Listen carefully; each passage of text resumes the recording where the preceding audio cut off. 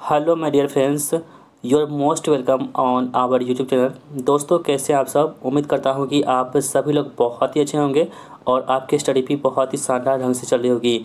दोस्तों, आज की इस वीडियो में हम देखेंगे कौटिल्या क्लासेस के द्वारा जो अभी हाल ही में पुस्तक लॉन्च हुई है कंप्यूटर विज्ञान की। ये पुस्तक दोस्तों आप सभी के लिए एग्जाम में बहुत इंपॉर्टेंट है। इस वीडियो में दोस्तों हम इसमें जितने भी MCQ दे रखे हैं फर्स्ट चैप्टर का, यानी कि इंट्रोडक्शन ऑफ कंप्यूटर का, उन सभी MCQ को हम अच्छे से कवर करेंगे।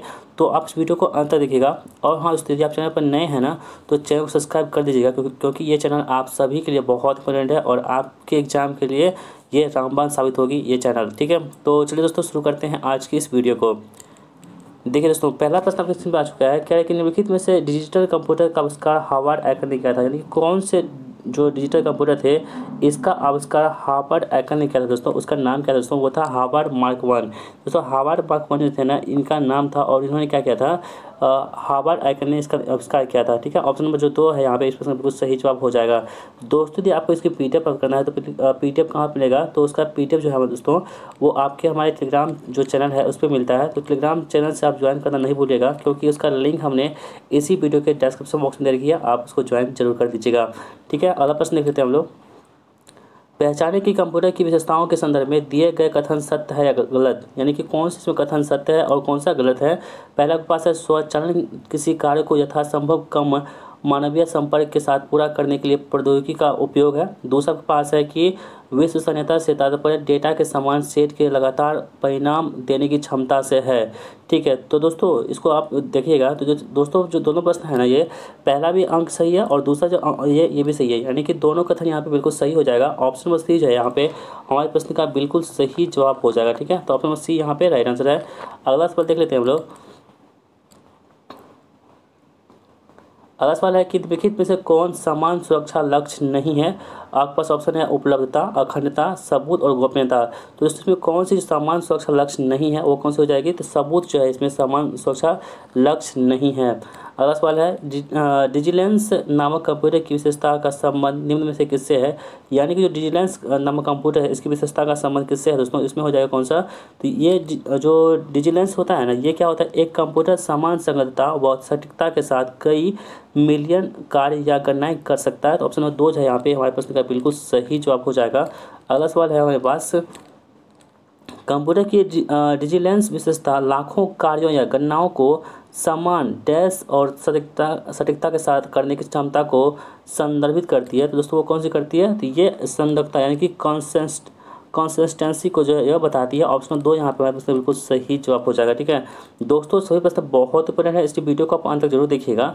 ठीक है, 1950 में गणितज्ञ और कंप्यूटिंग अग्रणी ने इमिटेशन टेस्ट का प्रस्ताव रखा था। यानी दोस्तों इसमें आपको ये बताना है कि कौन से व्यक्ति थे जिन्होंने 1950 में गणितज्ञ और कंप्यूटिंग अग्रणी के इमिटेशन टेस्ट का प्रस्ताव रखा था। उनका नाम था एलन ट्यूरिंग। ठीक है, ऑप्शन नंबर ए यहाँ पे राइट आंसर हो जाएगा।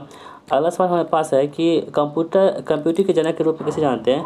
तो दोस्तों जो कंप्यूटर के जनक है ना, इसके रूप में किसे जानते हैं? तो उसे हम लोग चार्ल्स बेबेज को हम लोग कंप्यूटर के जनक के नाम से जानते हैं। ऑप्शन नंबर 2 जो यहाँ पे हमारे प्रश्न का बिल्कुल सही जवाब हो जाएगा। अगला सवाल है कंप्यूटर की निम्नलिखित में से कौन सी विशेषता है जो इसे बिना किसी मानवीय हस्तक्षेप के कार्य करने की सक्षम बनाती है? तो दोस्तों वो कौन सा है? स्वचालन, यानी कि जो सेल्फ से चलता है ना उसे बोलते हैं स्वचालन। ऑप्शन नंबर सी यहाँ पे हमारे पास बिल्कुल राइट आंसर हो जाएगा। अगला सवाल आपके पास है कंप्यूटर की निम्नलिखित में से कौन सी विशेषता है जो इसे एक ही समय में अलग अलग कार्य करने की समर्थ बनाती है? ऑप्शन है कर्मठता, शुद्धता और अस्थिरता और गति। देखिए दोस्तों, जब भी कंप्यूटर में की बात करें ना, तो ऐसी कौन सी विशेषता होगी कंप्यूटर में जो अलग अलग कार्य को करती है? तो वो कौन सा हो जाएगा? हमारा अस्थिरता हो जाएगी। ऑप्शन नंबर सी में दे रखा है। ठीक है, ऑप्शन नंबर सी यहाँ पे हमारे पास बिल्कुल सही जवाब हो जाएगा।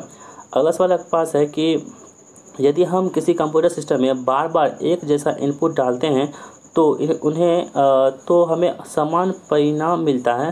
कंप्यूटर की वह विशेषता क्या कहलाती है? तो दोस्तों यह विशेषता जो होती है विश्वसनीयता कहलाती है। ऑप्शन नंबर 2 यहाँ पे हमारे प्रश्न का राइट आंसर हो जाएगा। अगला सवाल है त्रुटि मुक्त गणना करने की क्षमता कंप्यूटर के किस गुण को दर्शाती है? तो त्रुटि जो मुक्त गणना होती है ना, इसकी क्षमता जो होती है वो कंप्यूटर के किस गुण को दर्शाती है? तो गुण कौन हो जाएगा? सटीकता को दर्शाती है। ठीक है, अगला सवाल है ये बिना किसी थकान या त्रुटि के लगातार काम करना कंप्यूटर की कौन सी विशेषता दर्शाता है? तो दोस्तों देखिए, कोई भी बिना कंप्यूटर कोई थकता उगता नहीं है, ठीक है। और त्रुटि बिना गलती की लगातार जो काम करता रहता है कंप्यूटर, उसको दिखाता है कौन सा, उद्यमशीलता को दिखाता है, ठीक है। ऑप्शन नंबर 2 यहाँ पे हमारे प्रश्न का राइट आंसर हो जाएगा। दोस्तों जो ये पहला सेट है हमारा, यानी कि पहला चैप्टर है, इसमें आपको कितना प्रश्न सही हो रहे हैं, आपका स्कोर हमें कमेंट बॉक्स में जरूर बताइएगा।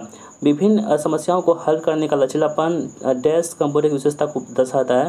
देखिए, विभिन्न समस्याओं को हल करने का लचीलापन जो होती है ना, ये आपकी बहुविधता को दर्शाती है, ठीक है। ऑप्शन नंबर 2 यहाँ पे सही है। अगला है, कंप्यूटर का जनक किसे कहते हैं। देखिए दोस्तों, ये जो प्रश्न है ना, कितनी बार आप एग्जाम में पूछा जा चुका है, आप यहाँ पे देख पा रहे होंगे।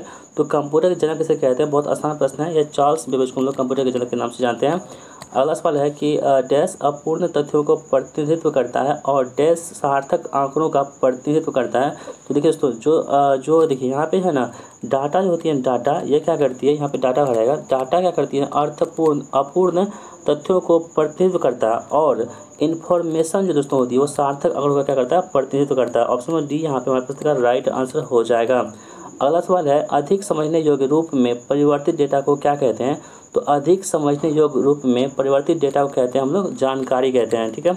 अगला सवाल हमारे पास है कि कंप्यूटर में यूजर को क्या कहते हैं। दूसरे कंप्यूटर के यूजर होते हैं ना, उसे हम लोग क्या बोलते हैं, उसे बोलते हैं हम लोग तो ह्यूमन बेयर कहते हैं। ऑप्शन नंबर ए यहाँ पे राइट आंसर हो जाएगा। अगला सवाल है हमारे पास, कंप्यूटर में एक शब्द का आकार क्या होता है। जो कंप्यूटर में एक शब्द होते हैं ना, इसके आकार जो होती है वो होती है क्या, तो एक कंप्यूटर में निश्चित है, लेकिन विभिन्न कंप्यूटर के बीच क्या होती है, वो भिन्न भिन्न होती है।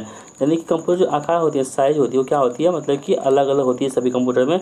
इसे आप याद रखेंगे। अगला है, डेटा प्रोसेसिंग चक्र के चरणों के सही क्रम को पहचानिए। तो देखिए दोस्तों, डेटा प्रोसेसिंग होती है ना, सबसे पहले क्या होती है, इनपुट। कोई चीज़ को हम इनपुट करते हैं, इनपुट देने के बाद जो क्या होता है, उससे प्रोसेस होता है, ठीक है। यानी इनपुट, हम कोई चीज़ इनपुट दिए, उसके बाद क्या होता है, प्रोसेस होता है। प्रोसेस होने के बाद क्या होता है, उसमें आउटपुट निकलता है, और आउटपुट के बाद क्या होता है, उसमें स्टोर कर देते हैं। जो ऑप्शन में कैसे देखा, देखिए पहले इनपुट देंगे, उसके बाद प्रोसेसिंग होगा, उसके बाद आउटपुट निकलेगा, उसके बाद स्टोरेज हो जाएगा। ऑप्शन नंबर जो 4 यहाँ पे हमारे प्रश्न का बिल्कुल सही जवाब हो जाएगा। अगला सवाल देख लेते हैं हम लोग, कंप्यूटर के मुख्य भाग कितने होते हैं। दोस्तों कंप्यूटर के जो मुख्य भाग होते हैं ना, ये होते हैं कितने, 6 होते हैं। ऑप्शन नंबर ए यहाँ पे राइट आंसर हो जाएगा। अगला सवाल है, डेटा प्रसंस्करण डेटा प्रोसेसिंग अपूर्ण डेटा को किसमें परिवर्तन को संदर्भित करता है। तो डेटा प्रसंस्करण जो है ना, ये जो है ना, ये किसको मतलब कि संदर्भित करती है। तो दोस्तों ये जो होती है जानकारी क्या करती है, संदर्भित करती है। ऑप्शन नंबर सी यहाँ पे हमारे प्रश्न का बिल्कुल सही जवाब हो जाएगा। अगला सवाल देख लेते हैं हम लोग, किस परिस्थिति में न्यूनतम बिजली खपत होती है। यानी कि कौन सी ऐसी स्थिति होती है जिसमें बिजली खपत होती है बहुत ही कम होती है। वो स्थिति होती है कौन सी, कंप्यूटर के बंद करने पर क्या होती है, बिजली खपत क्या होती है, बहुत कम हो जाती है। अगला सवाल आपके पास है कि दुनिया निम्नलिखित में से किस भाषा में कंप्यूटर शब्द उत्पन्न हुई है। यानी कि किस भाषा में कंप्यूटर शब्द की उत्पत्ति हुई है दोस्तों, वो कौन सी, लैटिन भाषा में। देखिए लैटिन भाषा में क्या हुई है, तो कंप्यूटर शब्द की क्या हुई है, उत्पत्ति हुई है। अगला सवाल है, कोई व्यक्ति कंप्यूटर साक्षर कहलाता है यदि वह सक्षम हो। तो दोस्तों कोई व्यक्ति जो है, जो कंप्यूटर साक्षर कहलाएगा, वो व्यक्ति किस में हो, तो वो कम से कम वो जो है ना, एक प्रकार की एप्लीकेशन को यदि चला सकता है, जो मोबाइल एप्लीकेशन होता है, मोबाइल ऐप जो होता है, कम से कम ऐसे मतलब एप्लीकेशन को जो यूज कर सकता है ना, ऐसे व्यक्ति को हम क्या बोलेंगे, कंप्यूटर साक्षर कहेंगे। और दोस्तों प्रत्येक वर्ष हम क्या करते हैं, 2 दिसंबर को हम लोग क्या मनाते हैं, प्रत्येक वर्ष कंप्यूटर साक्षरता दिवस भी मनाते हैं। इसे भी आप याद रखेंगे। और यदि आप अपने पीसी की कार्य क्षमता को बेहतर करना चाहते हैं तो आपको निम्नलिखित में से अपग्रेड करना होगा। तो किसको आपको अपग्रेड करना होगा, तो आपको सीपीयू को अपग्रेड करना होगा, ठीक है। अगला सवाल देख लेते हैं हम लोग।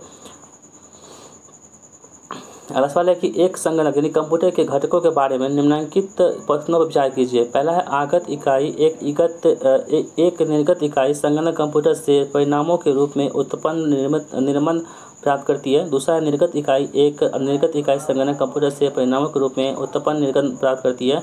तीसरा स्मृति इकाई, इसके कार्यों में प्रसंस्करण के प्रारंभ होने से पहले अगत इकाई के द्वारा दर्ज आगत को संग्रह करना सम्मिलित है। और चौथा के पास है सेंट्रल प्रोसेसिंग इकाई, यह संगणक कंप्यूटर के भीतर का हार्डवेयर होता है जो कंप्यूटर प्रोग्राम के निर्देशों को क्रियान्वित करता है। जैसे कौन सा सही है, तो कौन सा इसमें सही हुआ दोस्तों, आपको चूज करना है। तो देखिए ये जो है ना, चारों कथन क्या है ना, बिल्कुल सही लिखा हुआ है। तो ऑप्शन नंबर डी जो यहाँ पे हमारे प्रश्न का बिल्कुल सही जवाब हो जाएगा। अगला सवाल है कि कंप्यूटर शब्दावली में MIPS का मतलब क्या होता है। जैसे कंप्यूटर जो शब्दावली होती है ना, इसका मतलब इसमें MIPS जो होती है, इसका मतलब क्या होता है मिलियन इंस्ट्रक्शन पर सेकंड होती है। ऑप्शन नंबर 2 यहाँ पे हमारे प्रश्न का बिल्कुल सही जवाब हो जाएगा। अगला सवाल देख लेते हैं हम लोग, निम्नलिखित में से कौन एक पर्सनल कंप्यूटर में कंप्यूटिंग करता है। दोस्तों पर्सनल कंप्यूटर जो पीसी होती है ना, उसमें जो कंप्यूटिंग करता है उसका काम कौन करता है, वो सीपीयू करता है। जो सीपीयू मतलब क्या होता है, सेंट्रल प्रोसेसिंग यूनिट के द्वारा होती है। ऑप्शन नंबर ए यहाँ पे राइट आंसर हो जाएगा। अगला सवाल है हमारे पास, कंप्यूटर की दुनिया शून्य और एक से निर्मित है। ठीक है, जैसे आप जानते हो देखिए शून्य और एक जो होती है इससे निर्मित होती है, जिसे बाइनरी अंक बोलते हैं। ठीक है, दुनिया की कंप्यूटर की दुनिया शून्य और एक से निर्मित है। इन शून्य और एक को भंडारित करने के लिए प्रोसेसर के अंदर क्या लगाते हैं, तो प्रोसेसर के अंदर लगाते क्या, ट्रांजिस्टर लगाते हैं। ऑप्शन नंबर सी यहाँ पर हमारे प्रश्न का बिल्कुल सही जवाब हो जाएगा। अगला सवाल है कि कंप्यूटर कई प्रकार के डाटा मैनिपुलेट करते हैं और इस मैनिपुलेशन को क्या कहते हैं। देखिए कंप्यूटर जो होती है कई प्रकार के डाटा को मैनिपुलेट करते हैं और इस मैनिपुलेशन को क्या बोलते हैं, तो हम लोग इसे प्रोसेसिंग कहते हैं। क्या बोलते हैं, प्रोसेसिंग के नाम से जानते हैं। अगला सवाल देख लेते हैं हम लोग, कंप्यूटर में डाटा का किस रूप में भंडारण होता है। जो कंप्यूटर में डाटा होती है ना, इसका जो भंडारण होता है दोस्तों, वो होती है बाइनरी के रूप में होती है। ऑप्शन नंबर 4 यहाँ पे सही जवाब हो जाएगा। अगला सवाल देख लेते हैं हम लोग, निजी कंप्यूटर की कार्य क्षमता समाप्त हो जाने पर उत्पन्न कचरे को क्या कहते हैं। तो उत्पन्न जो कचरे होती है उसे बोलते हैं ई कचरा के नाम से जानते हैं। ठीक है, यानी जो कचरा होती है उसे बोलते हैं ई कचरा के नाम से हम लोग जानते हैं, यानी कि इलेक्ट्रॉनिक कचरा से बोल सकते हैं। अगला सवाल है, कंप्यूटर का सबसे महत्वपूर्ण भाग क्या होता है। तो कंप्यूटर का सबसे महत्वपूर्ण भाग जो होता है वो क्या होता है, सीपीयू होता है। क्या, सीपीयू। अगला सवाल है, इनमें से कौन सी कार्य किसी कंप्यूटर के 4 प्रमुख डाटा प्रोसेसिंग कार्यों में से एक नहीं है। तो वो कौन सी नहीं है, वो है आंकड़ों तथा सूचनाओं का विश्लेषण करना, ये नहीं है, जबकि पहला, दूसरा और चौथा है यहाँ पे। अगला सवाल देख लेते हैं हम लोग, पद पीसी का अर्थ क्या होता है। देखो ये पीसी का अर्थ जो होता है ना, वो होता है पर्सनल कंप्यूटर। क्या होता है, पर्सनल कंप्यूटर होता है पीसी का मतलब। अगला सवाल देख लेते हैं हम लोग, इंफॉर्मेशन सिस्टम में अल्फा न्यूमेरिक डाटा सामान्यतः क्या रूप लेता है।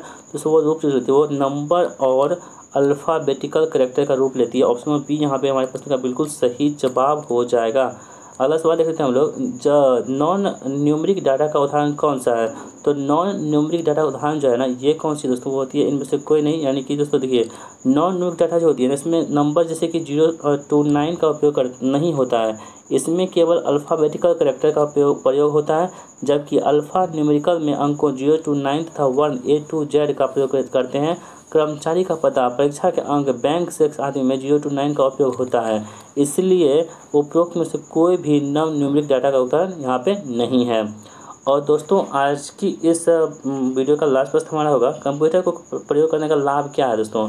तो कंप्यूटर के प्रयोग करने का लाभ जो होती है वो होती है, कंप्यूटर बहुत तेज़ होते हैं और इसमें विशाल मात्रा में डाटा स्टोर किया जा सकता है। यही क्या होता है, इसमें लाभ होती है। तो ऑप्शन नंबर ए जो यहाँ पे हमारे प्रश्न का बिल्कुल सही जवाब हो जाएगा। अगला सवाल देख लेते हैं हम लोग। तो दोस्तों इस प्रकार ये वीडियो यही समाप्त होती है। आशा करता हूँ दोस्तों आपको वीडियो बहुत पसंद आई होगी। दोस्तों आपको यदि हमारी वीडियो पसंद आती है, वीडियो को लाइक कर दिया कीजिएगा और इस वीडियो को एटलीस्ट कम से कम 5 स्टूडेंट के साथ अपने इस वीडियो को शेयर जरूर कीजिएगा। ठीक है, और दोस्तों यदि आप हमारे चैनल पर नए हैं ना, चैनल को सब्सक्राइब जरूर कर दीजिएगा और इस वीडियो को जो है लाइक जरूर कीजिएगा। ठीक है, और दोस्तों यदि आपको PDF प्राप्त करना है तो PDF कहाँ मिलेगा, टेलीग्राम चैनल पर मिलता है, जिसका लिंक हमने इसी वीडियो के डिस्क्रिप्शन बॉक्स में दे रखी है। आप लोग चाहिए टेलीग्राम को ज्वाइन कीजिए, क्योंकि वहीं पर आपको ये PDF मिलेगी। तो दोस्तों मिलते हैं नेक्स्ट प्रैक्टिस सेट के साथ, तब तक के लिए जय हिंद, वंदे मातरम।